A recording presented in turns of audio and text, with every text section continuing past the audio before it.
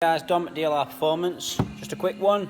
Tips on VAG Turbo Actuators, mainly the 2 litre TDIs. They're getting more and more common, you know, anything from around a 58 plate to 2012-13 until they went onto the newer version.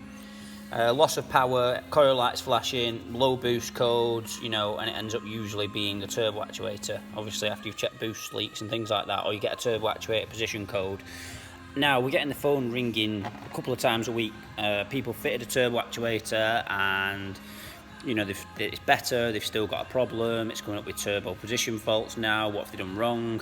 So, here's a couple of tips on how to get it right the first time. So this is a 2010 Scirocco, coil lights and everything are flashing, new turbo actuators fitted, so if we give that some suction, you can see it moving, holds vacuum. If you have a faulty one, you'll try and apply vacuum. You don't need a Mitivac, you can just put a pipe onto there, suction, put your finger over the end of your tongue and you'll see it drop back off because there's a split inside. So you can generally, for most of these models, Golfs, Audis, whatever, the 2 litre engine, get a repair kit, especially when the engine's this way round. Now, with a few bits removed, the airbox if you can, this one's actually just seized in, so I've left it there.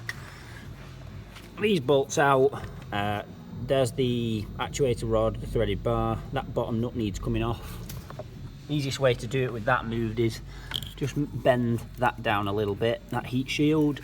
You want probably a 1/4 inch 3/8 socket, and then I usually slide that onto the bottom, hold it in place with a magnet, and just nip your, they're not tight at all, nip your ratchet on the bottom, crack it off, pull that stuff out of the way, whip the nut off, undo these bolts here. If this turbo oil feed pipe is seized and it's going to end up causing more problems because it's not actually turning fully, it's turning on itself, you can usually just put a bit of purchase on this 17mm to back this away, just enough to get these bolts out, these two bottom ones.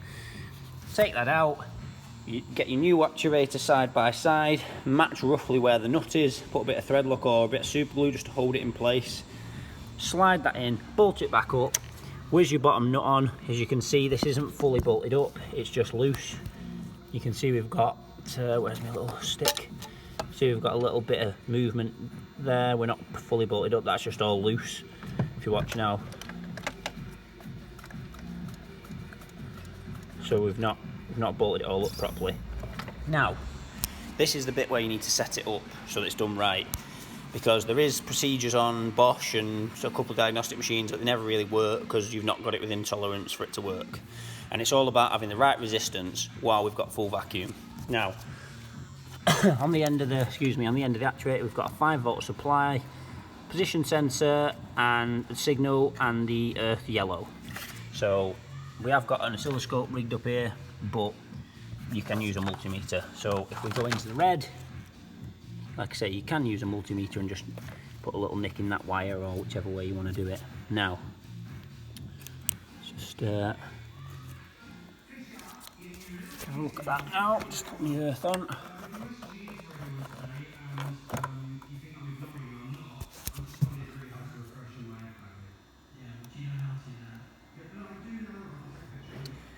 Now we're in that's our signal in the middle, there's currently reading 4 volts.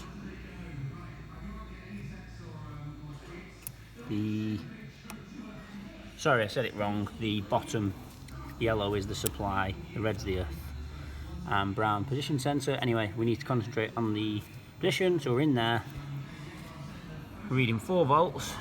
Now we need to apply some vacuum and just basically put the rod all the way down. So we've got our stop nut roughly where it was before, so that's the higher nut of the two. So we're going to pump that down, we're going to keep pumping.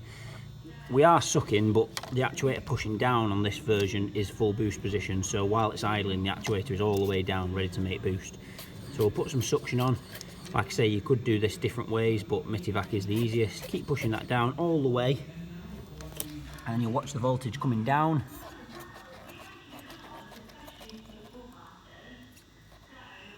Right, now that's all the way down, and we've got 1 volt, if you can see that.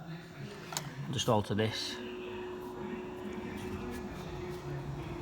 If you can see there, 0 volts down here, there, 0.4 of a volt, half a volt, and we're about 1 volt.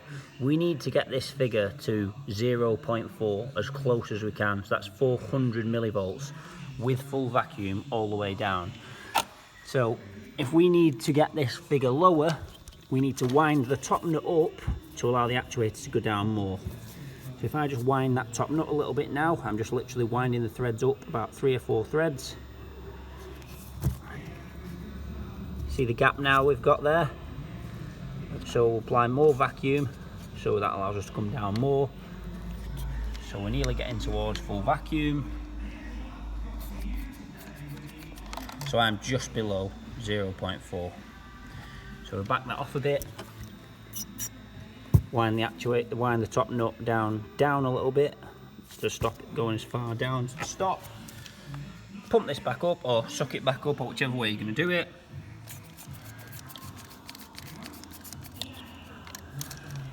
And there you go, that's close enough, 0.4. When that is fully sucked, full vacuum, the actuator is as far down as it can go because it's hitting where you've set your top nut. Tighten the bottom nut up. You usually get a lock clip with it to stop it coming loose. So stick that round or some thread lock. Build the vehicle back up, clear the code, and you will not have a problem. I get cars coming in and this is reading 1.2 volts, 1 volt. Sometimes the car can be alright for a week and then it comes back and it's settled in and turbo actuator position incorrect. And they're wondering what's gone wrong. They might start chasing a wiring fault. This needs to be as close as you can to 0.4 volts. Now, like I say, we've got a Mitivac and oscilloscope here. Not everyone's going to have that.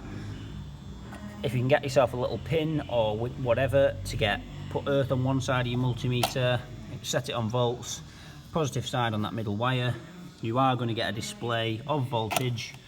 And in terms of if you've not got a Mitivac, piece of vacuum pipe and someone sucking it as hard as they can, keep sucking, put the finger over the end while you have a look what reading you've got, and then you can build the whole thing back up and it'll definitely be right. But if you're trying to guess and you're not setting it right, unless you're really lucky, you're not going to be anywhere near. So thanks for watching. Be sure to check out the next video. All sorts of tips and tricks on common faults. You can always drop us an email, follow our Instagram and Facebook if you need a hand with anything. We don't mind offering the odd bit of advice, or book the vehicle in with ourselves if you're struggling. Most of our work is trade, but we do public work as well. I mean, today we've got in a Corsa 1.3 for another garage having an injector, a Transit Connect having a problem with loss of power. I've got an Audi S5 over there having a walnut blast.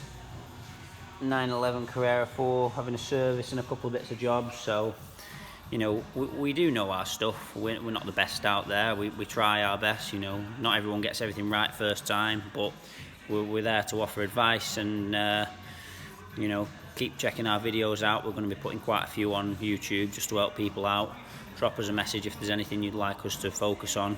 But generally, as faults come in, if we've got time, we're going to be putting videos on, talking people through, just spending 5 minutes to help people out.